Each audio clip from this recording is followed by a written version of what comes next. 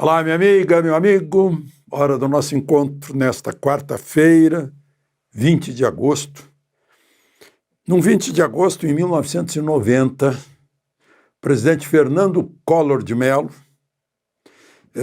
finalmente, por um decreto, autorizou o comércio a abrir domingo. Fazia 41 anos que estava proibido pelo Estado brasileiro. Quer dizer, o Estado brasileiro impede a nação brasileira de abrir as portas do comércio num domingo, abrir emprego, pagar imposto, melhorar a renda, melhorar a vida das pessoas que não podem fazer compras durante a semana porque estão trabalhando. Isso é uma maluquice, o Estado se meter na vida das pessoas. O Estado está lá para facilitar a vida das pessoas. Recebe imposto para isso, para que a gente tenha uma vida melhor, com segurança, com infraestrutura, com água tratada, com saneamento básico, com estradas, com justiça que funcione. É para isso que existe o Estado, não é para atrapalhar a vida das pessoas. É uma coisa incrível como a gente fica amarrado aqui e como as pessoas vivem desamarradas e amparadas pelo Estado nos Estados Unidos, por exemplo. Por isso que tanto brasileiro quer morar lá. Embora não tenha justiça do trabalho, carteira assinada, não sei o quê, estabilidade, uma série de coisas. Paga menos imposto, tem mais segurança, tem saúde melhor, tem ruas e cidades bonitas e limpas e tudo organizado. Bom, lembre-se de se inscrever, estamos chegando. Vamos chegar a um total de 10 milhões, somando aqui o X, o Instagram e aqui o YouTube, né? Vamos em frente, então. Não esqueça, lembre-se de se inscrever e, ao final, de deixar o gostei ou não gostei.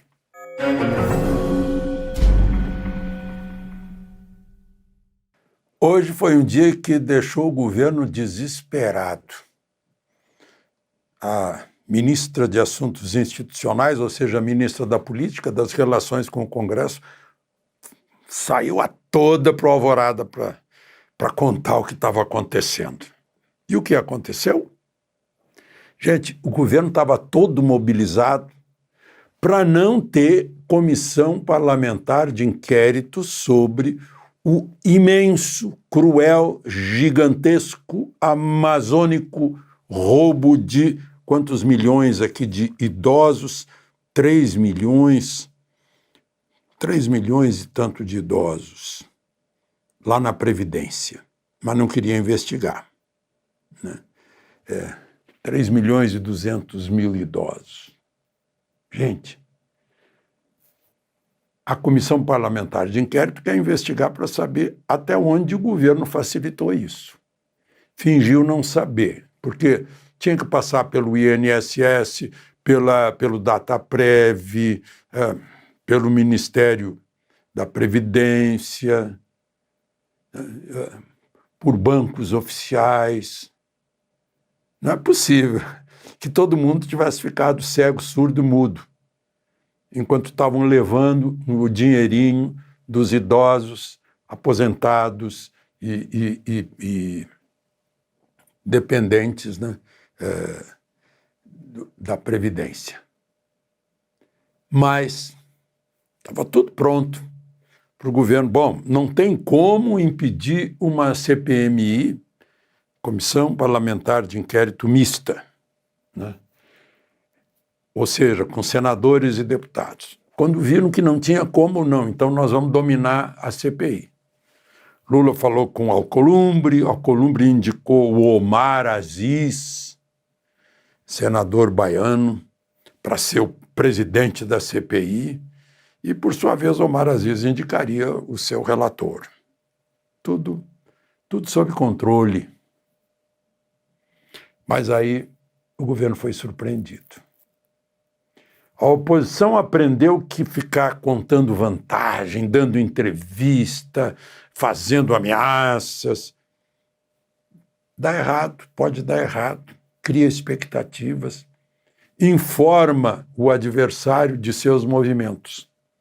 Então, o Sóstenes Cavalcante, líder do PL, e o Rogério Marinho, no Senado, trabalharam em silêncio a noite toda. Ninguém desconfiou que a oposição estava movimentando suas tropas na noite. Na hora da votação, nhaque. Ganharam a votação. O placar foi de Omar Aziz, perdeu por 17-14. Ganhou um senador do Podemos, Carlos Viana, que indicou um deputado bolsonarista para relator. É o que faz o relatório das investigações. Alfredo Gaspar, do União Brasil. O governo ficou desesperado.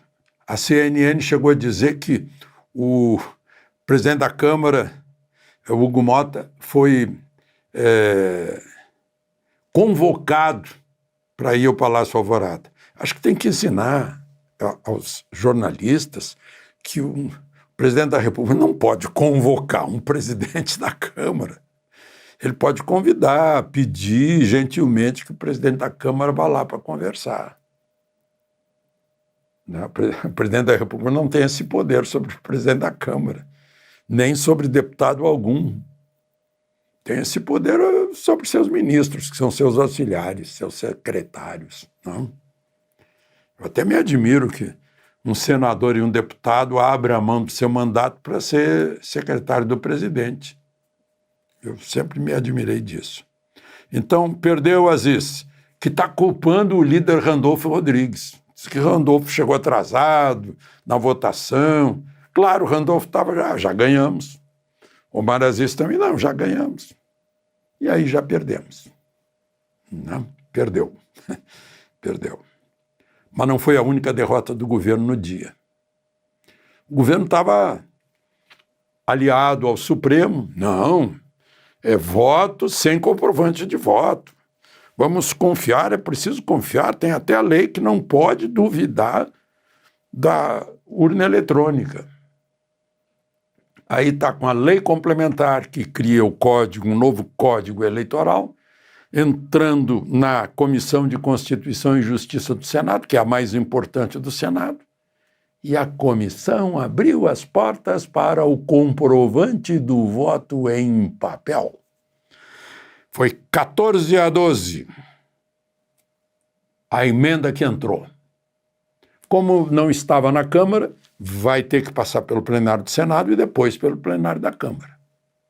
E diz mais ou menos isso, né? A urna imprime o papelzinho, o eleitor olha o que está escrito, se é aquilo mesmo, se foi naquilo mesmo que ele votou, aí ele aperta lá um verdinho e cai num depósito que é inviolável, que, se precisar conferir, vai ter que recontar no papel para tirar as dúvidas. Gente, se tivesse esse comprovante do voto, na última eleição presidencial, não teria acontecido o 8 de janeiro, porque ele é necessário quando a diferença é mínima. O Supremo derrubou 2 vezes, isso foi aprovado pelo Congresso Nacional, 2009 e 2015. E não tem partido político. Foi Roberto Requião, MDB, foi PDT, o Brizola Neto, até o Flávio Dino já foi... já subscreveu uma dessas emendas. E a última é do Bolsonaro, 2015. Dilma vetou, mas vetou pelo seguinte motivo: não tem dinheiro para fazer as impressoras. E aí o Congresso derrubou o veto. E aí um ministro do Supremo deu uma liminar derrubando a derrubada do veto. Um ministro do Supremo valendo mais que, eu acho que foram 68%, 70% dos deputados e senadores. Depois, 8 ministros do Supremo confirmaram essa liminar. O Supremo não quer, não sei por quê.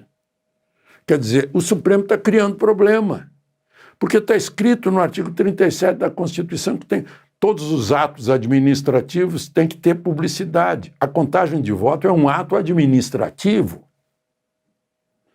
O povo tem que entender, como um tribunal europeu decidiu, olha, esse negócio aí, essa contagem eletrônica, não. Porque o eleitor tem que compreender como o seu voto é contado. Então tá aí. Foi um grande dia. Uma para pegar a crueldade dos que roubaram de idosos e outra para respeitar o eleitor. O eleitor precisa saber como o seu voto é contado. Aí o argumento, mas já são 30 anos de uso das urnas eletrônicas sem que fosse comprovada a fraude. Claro, é impossível comprovar se houver fraude. O PSDB tentou na eleição Aécio Dilma e não conseguiu, ficou 100 dias lá. Não consegue. O relator do PSDB concluiu que era impossível auditar. Bom, e por último, após o ataque de nervos com aquele avião, aquele Boeing 757-200, branco, que pousou em Porto Alegre, depois pousou em Guarulhos, né? Foi todo um mistério. E era um voo normal, mas está todo mundo com os nervos à flor da pele, né? Bom, aí eu queria contar para vocês e mostrar para vocês, porque passou aqui no meu espaço aéreo, decolando, ganhando altitude, um cargueiro, Boeing, quadrimotor, é o C-17 Globemaster III, né? Que estava certamente voltando para os Estados Unidos, porque cancelaram a Operação Formosa, Operação Conjunta. Formosa é aqui pertinho. Deve ter sido isso. Estava voltando, assim como Operação Core, que seria no Nordeste, foi cancelada também. Eu acho que para alívio das forças brasileiras, que não têm combustível, e os americanos parece que estão atentos aos acontecimentos políticos envolvendo Venezuela e Brasil, né? Eu já vi 3 desses aviões na solidão do deserto, na Tunísia, naquela época, junho de 2002, pertinho da Líbia, do Gaddafi. Talvez eles estivessem ali. Mas estava no meio do deserto, no meio do nada. Não tinha uma construção perto deles, um hangar, nada. É a presença americana no mundo inteiro. E o avião misterioso era um avião diplomático trazendo material. Vejam só, material do visto, por exemplo, é um papel especial, né? Eu acho que eles não confiam em vir tudo isso em voos normais e vem em voos especiais. Tudo que eles, por exemplo, pousaram para abastecer 2 consulados importantíssimos, o de Porto Alegre e o de São Paulo.